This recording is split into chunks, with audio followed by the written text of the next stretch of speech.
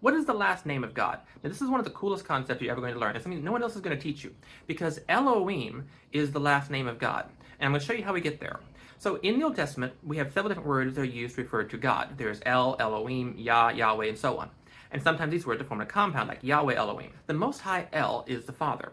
Now, Elohim is a plural. It means the gods or the Els. Now, oftentimes in the Old Testament, that name is also used even to refer to false gods. For example, Dagon Elohim or Molech Elohim, or the Elohim of Ammonites, or the Elohim of the Egyptians. So this is a plural, the gods, but it's also used for the true God. Now, why is that? This is very important.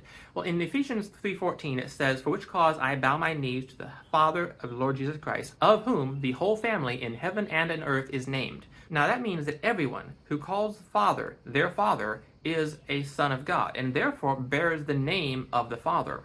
Now, that's interesting because when you see the name of the angels like Michael and Gabriel, you have the word Gabri, which means warrior of, and then El, which is God or the Father. And you have the name Michael, which means he who is like God, El. So you literally see the name El in the name of the two angels who we have proper names for. So the name of the Father is named on these angels, which is obvious because they're called sons of God, several places in the Bible.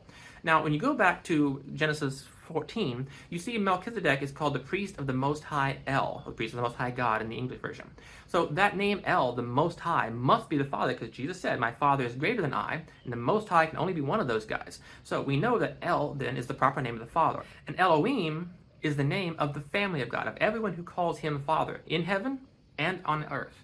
So if you are in the true church of God, your last name is Elohim. If you're in heaven and you're an angel, your last name is Elohim. And if you're Jesus, who is the Son of the Father, your first name in the Old Testament was Yahweh. Your last name, to indicate that you're part of the family of God and that you serve the true God of all, Father in heaven and earth, your last name is Elohim. And that's why you see throughout the Old Testament Yahweh Elohim mentioned. Because Yahweh Elohim means the existing one who is of the family of God, or the existing one who's of the family of the Father. So Elohim is the last name of God.